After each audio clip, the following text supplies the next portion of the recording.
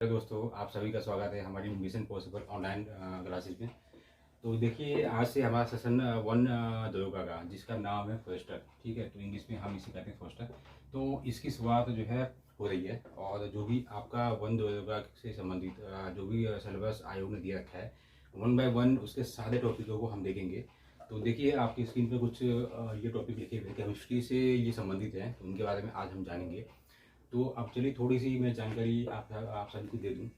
तो हालांकि ये जो एक ये दौर होता है कि हम कैसे प्रिपरेशन करें, जो क्या क्या चीज़ें हम पढ़ें। तो देखिए, मार्केट में आपके पास में बहुत सारी किताबें हैं, लेकिन उनमें से भी ज़रूरी नहीं है कि आपको सारी सारी बुकों को देखना है। उनमें से सबसे मेन चीज़ है कि जो कितना आपको ये पढ़ना है वो ज़रूरी नहीं है। इम्पोर्टेंट उनमें से है क्या, वो पढ़ना ही बहुत ही आवश्यक है आप सभी के लिए। तो देखिए, ये जो आपका जो भी सिलेबस है, और उससे ये जो सिलेबस है, ये सभी के सभी सिलेबस आपका ये स्टेट वाले जो भी पीसेस के एग्ज़ाम है, ये साइंस से रिलेटेड जो भी एग्ज़ाम्स होते हैं। तो देखिए, मैंने कुछ यहाँ पर जो है लिख रखे हैं, ग्रुप सी, और इससे संबंधित ये हाई स्कूल है, 10th है और 11th है, और जो है ये 12th है। तो इसके बाद में भी ये जो है ये साइंस के जो भी टॉपिक्स हैं, ये सभी में आते हैं। तो मेन जो फोकस है हमारा फिलहाल वन दरोगा और Uttarakhand lower and upper PCS पे है। ठीक है, तो अब चलिए हम जानते हैं कि एक समय था जब मैंने भी अपनी स्टडी कहीं ना कहीं से मतलब मिनिमाइज थी। तो उसको मैक्सिमाइज जो करने के लिए हम जब आगे हम बढ़ते हैं तो बहुत सारी कठिनाइयों का सामना होता है। तो उस जो कठिनाइयों को हमें स्वयं ही दूर जो करना पड़ता है, उसके लिए हमें आवश्यकता होती है गाइडेंस की। कि जैसे कि अभी आप लोगों को मैंने अभी जानकारी दी कि मार्केट में सिलेबस बहुत है, जो जो किताबें बहुत हैं। तो इतना आपको पढ़ने की आवश्यकता नहीं है। जो आपको सिलेबस में जो भी टॉपिक्स दिए गए हैं, आप कोई सी भी एक एनसीईआरटी वाली बुक ले लीजिए। उन टॉपिक्स को अच्छे से देखिए। अब क्योंकि हर टॉपिक को आपको अच्छे से देखने की आवश्यकता इसलिए है क्योंकि देखिए, जो किताबें तो बहुत सारी हैं, तो सभी में कंटेंट छोटा होगा, बड़ा होगा, लेंथी होगा, तो उससे कोई जो एग्जाम में ज़्यादा फर्क नहीं पड़ेगा। तो अब चलिए इसी के साथ में हम शुरू करते हैं वन दुर्गा का जो भी पहला सेशन है हमारा। हालांकि मैंने ये टॉपिक ये बीच में से लिया है, जो कि रसायन विज्ञान और केमिस्ट्री से संबंधित है। तो इसके देखिए, जो यूनिट फर्स्ट आपका सिलेबस में दिया गया है, तो chemical substance, nature and behaviour. तो इसके बारे में आज हम जानेंगे। इसके सब टॉपिक्स में कौन कौन से चीज़ें आज हमें कवर करनी है, उनके बारे में देखिए। एसिड, बेस, साल्ट, जिसे हम हिंदी में कहते हैं अम्ल, क्षार, ये लवण। तो इनकी जो परिभाषाएं हैं, यूजेस, ये सब चीज़ों को अभी हम देखेंगे वन बाय वन। तो देखिए, दूसरा सब टॉपिक है general properties, example and uses. सामान्य गुण, उदाहरण और उपयोग, ये किनके, इनके। ठीक है, तो ये आपके एग्जाम की दृष्टि से बहुत ही महत्वपूर्ण है। नंबर थर्ड आता है जनरल कंसेप्ट ऑफ पीएच। ठीक है, तो अभी होता क्या है, तो आप सभी जानते हैं, ये पीएच आप सभी ने साइंस में सुना है, पढ़ा है, जाना है। ठीक है, तो पहले तो आप लोग यहाँ पे सुन लीजिए कि पीएच की फुल फॉर्म क्या है। दी पोटेंशियल ऑफ हाइड्रोजन, या पावर ऑफ हाइड्रोजन। चलिए, इसके बारे में मैं ऐसी चीज़ें भी आपको जानकारी दूंगा जो कि आपकी एग्जाम की दृष्टि से बहुत ही इंपॉर्टेंट है। तो जो बने रहिए और वीडियो को इसकी जो है नहीं कीजिएगा। और आप चाहें तो हमारे व्हाट्सएप वाले ग्रुप से भी जुड़ सकते हैं। तो यहाँ नीचे आपको जो ग्रुप लिंक आपको दिया गया है, तो उसमें जाके आप ज्वाइन हो सकते हैं। आगे बढ़ते हैं। देखिए, इंपोर्टेंट ऑफ पीएच इन ये एवरीडे लाइफ, यानी कि दैनिक जीवन में पीएच का उपयोग। आखिर में पीएच मान का उपयोग दैनिक जीवन में होता क्यों क्यों है और कहाँ कहाँ पर होता है, उसके बारे में आज हम जानेंगे। हालांकि ये चीज़ें हमारे जो आसपास से ये सब चीज़ें जो है जुड़ी हुई हैं, लेकिन हमें जल्दी आभास नहीं होता है। अगर हम एग्जाम की दृष्टि से किसी भी चीज़ को पढ़ते हैं, तो हमें तब ये आवश्यकता होती है कि ये जो भी चीज़ें दी मतलब कि हमको दी गई हैं, इसके बारे में हम जानें। तो चलिए आगे बढ़ते हैं। को पहले हम जान तो देखिए कि रसायन विज्ञान की जो भी आपको अभी यहाँ पे लिखे गए थे टॉपिक, तो उनके बारे में हम अभी देखते हैं। तो पहले हम जान लेते हैं कि रसायन विज्ञान, केमिस्ट्री है क्या, तो फादर ऑफ केमिस्ट्री हैं कौन। उसके बाद हम वन बाय वन आगे बढ़ेंगे। देखिए, फादर ऑफ केमिस्ट्री की अगर बात आती है, तो आप सभी जानते होंगे फादर ऑफ केमिस्ट्री हैं कौन। तो वह है एंटोनी लेवोर्जियर। ठीक है, तो आप चाहें तो वो लिख सकते हैं। तो फादर यानी कि रसायन विज्ञान के जो पिता कहे जाते हैं एंटोनी लेवोर्जियर, जो कि एक फ्रेंच जो केमिस्ट थे। ठीक है, तो ये और इनकी शुरुआत जो केमिस्ट्री की इनके माध्यम से ही हुई थी। तो आप देख लेते हैं, डेफिनेशन देख लेते हैं कि जो केमिस्ट्री की, रसायन विज्ञान की डेफिनेशन होती क्या है। रसायन विज्ञान क्या है? विज्ञान की वह शाखा जिसके अंतर्गत हम जो है पदार्थों के गुणों, संगठनों और उनकी संरचना और उनमें होने वाले परिवर्तनों का अध्ययन करते हैं।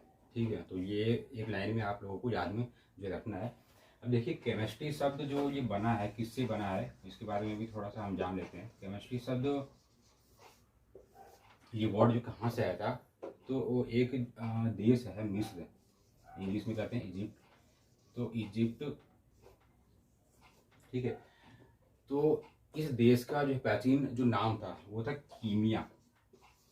लिख लीजिए आप सभी, कीमिया। तो इस वर्ड से ये केमिस्ट्री की शुरुआत होती है। और कीमिया शब्द का जो मीनिंग होती है, अर्थ होता है, इसका होता है काला रंग। ठीक है, तो इसका शब्दार्थ जो अर्थ होता है वो होता है काला रंग। चलिए, तो हमने डेफिनेशन देख ली है, उत्पत्ति देख ली है और फादर ऑफ केमिस्ट्री भी देख लिया है। तो अब थोड़ा सा हम आगे बढ़ते हैं जो पदार्थों के वर्गीकरण पर, यानी कि जो क्लासिफिकेशन ऑफ सब्सटेंस। तो देखिए, कोई भी जो केमिस्ट्री में कोई भी जो पदार्थ होता है वो कितने भागों में टूटा है, उनके बारे में थोड़ा सा बेसिक नॉलेज हमें होनी चाहिए। ठीक है, पदार्थ है, यानी कि इंग्लिश में कहते हैं सब्सटेंस।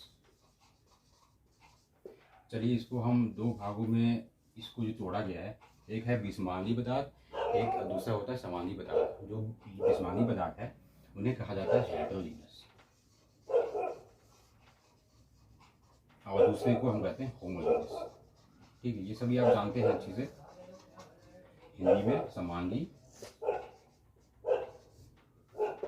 और इसे कहा जाता है विषमांगी पदार्थ। ठीक है, तो ये पदार्थ जो दो रूपों में होते हैं, विषमांगी हो गए और समांगी हो गए। तो इसमें अगर हम आगे बढ़ते हैं तो समांगी को भी दो भागों में हम जो है तोड़ सकते हैं। एक होता है, एक को जो कहा जाता है विलयन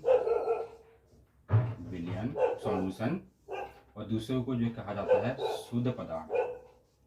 ठीक है, यानी कि सॉलिड का रूप हो गया, तो शुद्ध पदार्थ।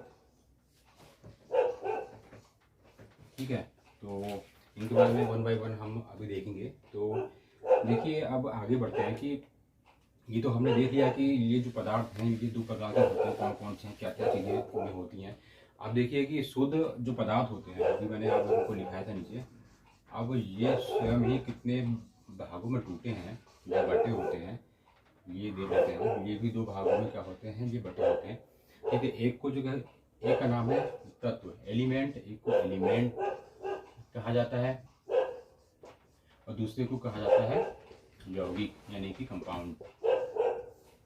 तो जो इंग्लिश मीडियम के बच्चे हैं वो भी उसको अच्छे से देख लें और नोट कर लें। और आप लोग अगर नोट नहीं कर रहे हैं तो वीडियो को पॉज करके भी आप जो है नोट डाउन इसे करें। और क्योंकि देखिए, वन योगा का सेशन है, तो बहुत ही इम्पोर्टेंट जो भी चीज़ें हैं आप लोगों को दिखाई जाएंगी, जो कि एग्जाम की दृष्टि से ही इम्पोर्टेंट है। ठीक है, तो आपको ध्यान में आपको रखना है। अब चलते हैं, आगे बढ़ते हैं, वन बाय वन आप हम देखेंगे कि ये जो विषमांगी होता क्या है। देखिए, लिख लेते हैं पहले विषमांगी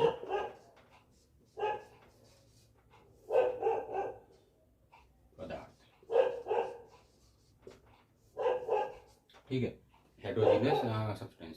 तो इसके बारे में हम जानते हैं कि देखिए कि ऐसे जो पदार्थ जिनके जो भाग होते हैं, ठीक है, यानी कि जो इनका संगठन होता है वो क्या है कि भिन्न भिन्न ये अधिक भागों से मिलकर जो बना होता है, यानी कि समान रूप से पदार्थ या एलिमेंट सम्मिलित नहीं होते हैं। अब देखिए एग्जाम्पल के लिए, ठीक है, जैसे दो से अधिक भाग, इसी भागों में दो से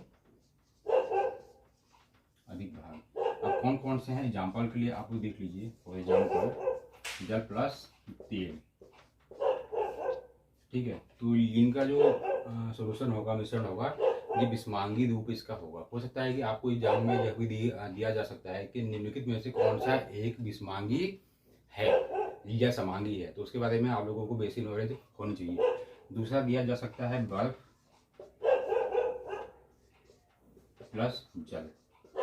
इनका मिश्रण की अगर हम बात करें तो शुरुआती दौर जो है कैसा होगा, उसके स्वरूप में ये जो है लिया समझ आता है। तो ये 2 एग्जाम्पल इसके हो गए, और भी बहुत सारे हैं, ठीक है। अब जैसे मैं आपको दिखा दूँ, दूध, ठीक है, धुआं, स्मोक, जिसे स्मोक भी कहा जाता है, और मिट्टी, बादल,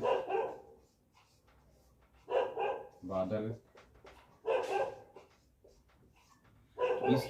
तो ये सारे एग्जाम्पल्स हैं इसके भी समांगी के, हेटेरोजीनस जो सब्सटेंसेस है इसके हैं। अब चलिए आगे बढ़ते हैं, समांगी पे देखते हैं। समांगी पदार्थ जो कौन कौन से हैं। होमोजीनस,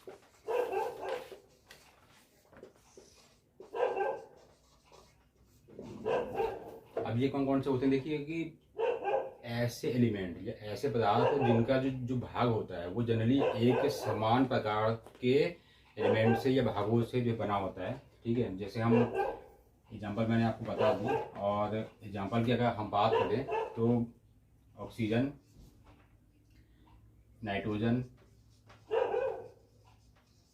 हाइड्रोजन, और इसके अतिरिक्त इससे संबंधित वो सारे जो है यौगिक या एलिमेंट जो कि समांगी ये पदार्थ से संबंधित होते हैं। यानी कि जैसा कि मैंने अभी आप लोगों को जो बताया कि समांगी पदार्थ का यह मतलब है कि जिनका संगठन जो कि एक समान स्वरूप के पदार्थों से, एलिमेंट से मिलकर बना होता है। तो इसके ये एग्जाम्पल्स हैं, देख लीजिए आप सभी और लिख भी लीजिए। हो सकता है कि आपको एग्जाम में यह दे दे कि समांगी का निम्नलिखित में से उदाहरण है, ठीक है। तो आपको उनमें से पहले पॉइंट आउट जो करना पड़ेगा कि कौन सा नहीं है, फिर वहाँ से आपको आइडिया लग जाएगा कि इनमें से कौन सा है। तो अब जो कौन सा है वो यहाँ से आपको आइडिया आएगा, एलिमेंट को आपको एग्जाम्पल को देखना ही पड़ेगा।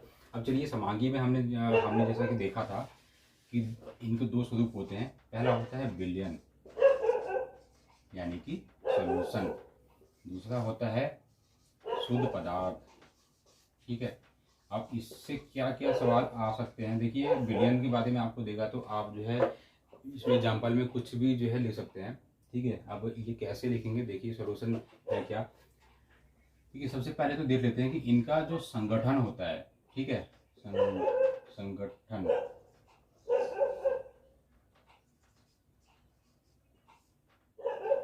तो ये वेरिएबल होता है, अस्थायी होता है। आप सभी जानते हैं कि विलयन को जिस स्वरूप में अगर मतलब हम डालते हैं उस स्वरूप में ये जो है क्या संगठित हो जाता है। तो इसका जो संगठन है वो होता है वेरिएबल होता है, ठीक है। अब चलिए आगे बढ़ते हैं। अगर हम शुद्ध अगर पदार्थों की बात करते हैं, ये प्योर इंग्लिश में इसे कहा जाता है, ठीक है, प्योर सब्सटेंस। अगर इसकी बात करें तो इनका जो संगठन होता है वो निश्चित होता है, स्थिर होता है, ठीक है। तो इन चीज़ों को भी ध्यान में आपको रखना है। इसमें लिख सकते हैं आप इनका संगठन अनिश्चित, और इसमें आप लिख सकते हैं निश्चित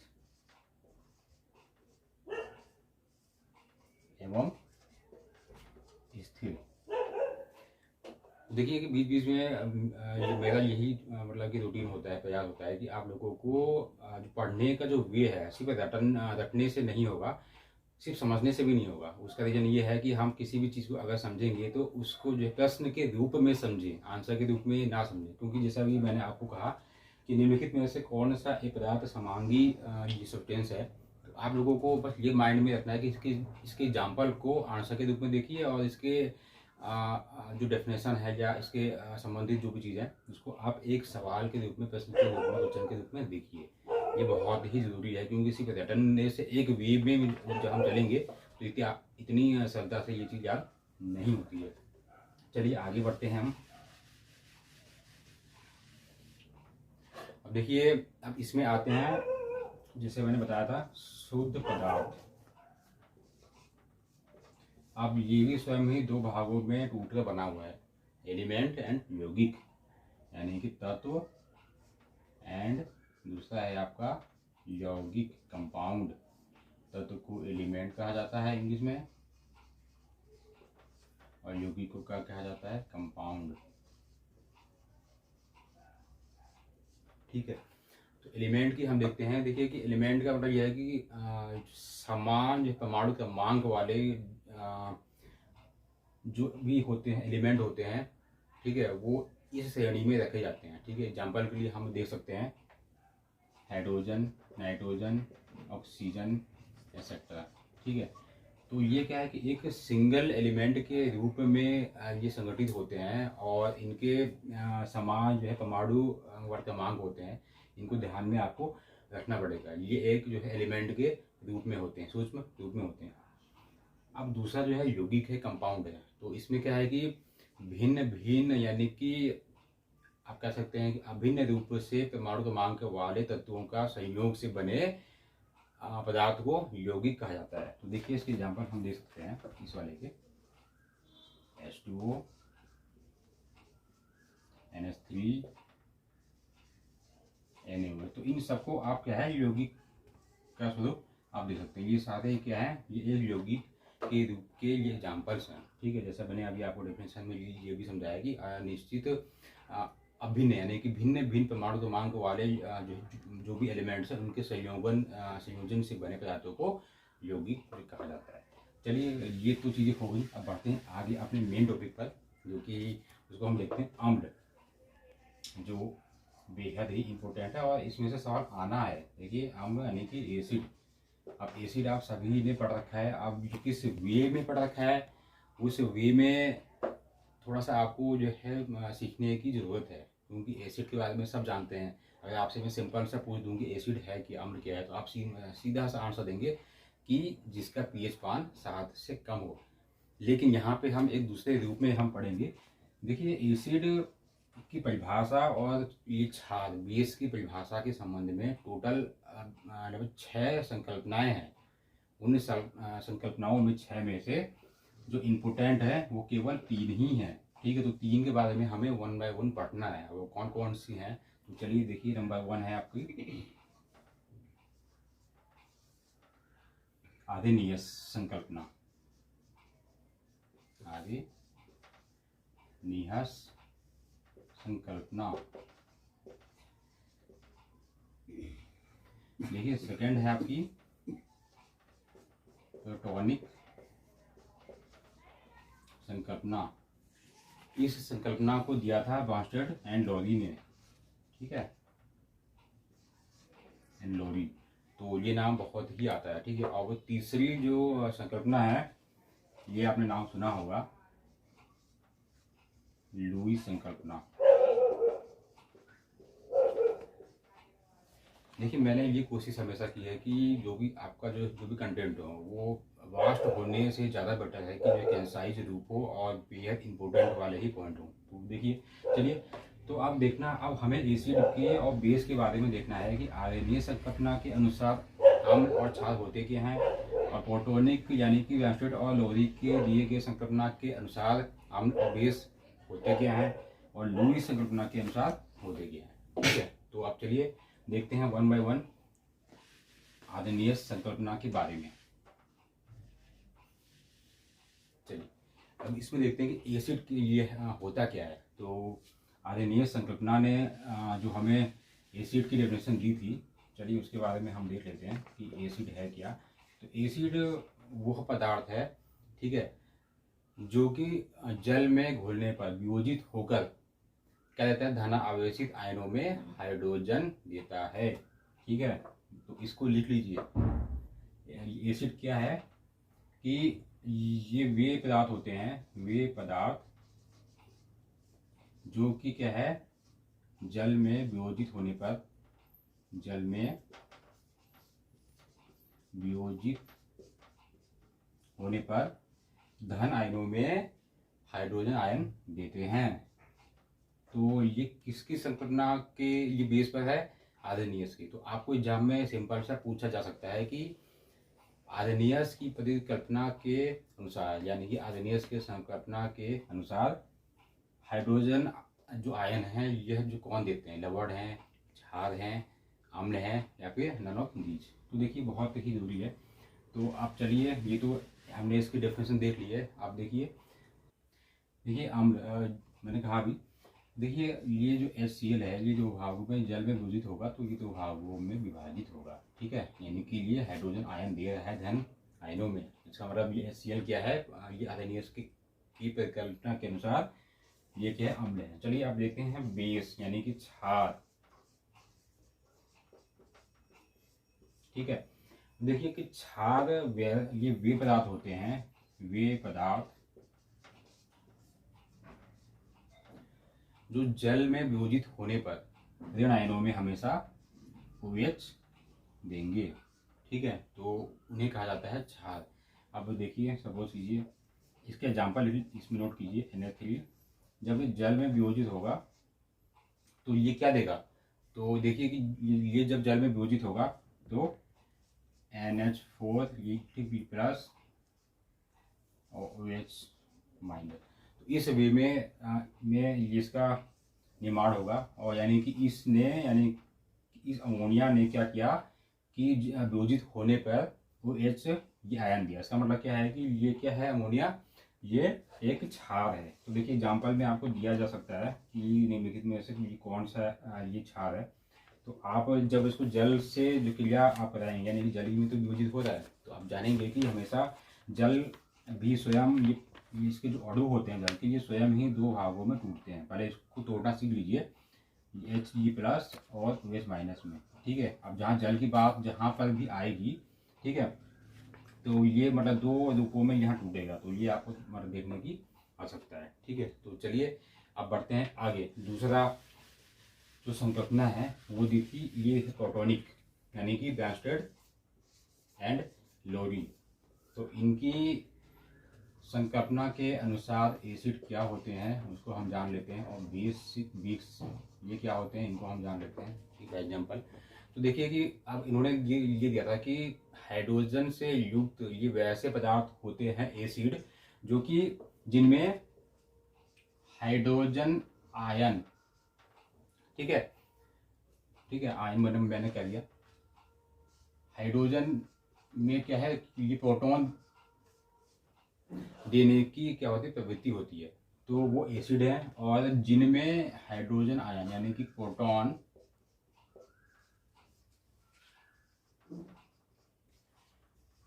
लेने की प्रवृत्ति होती है, वो जो कहे जाते हैं बेस यानी कि क्षार। ठीक है, तो इसके एग्जाम्पल भी वही है, HCl आपका अम्ल हो गया, NaOH आपका क्या हो गया, ये क्षार हो गया। ठीक है, तो इसको आप लोग अच्छे से दोनों के एग्जाम्पल को देख लीजिए। चलिए आगे बढ़ते हैं। तो ये प्रोटोनिक संकल्पना हो गई। दूसरी आती है लुई संकल्पना।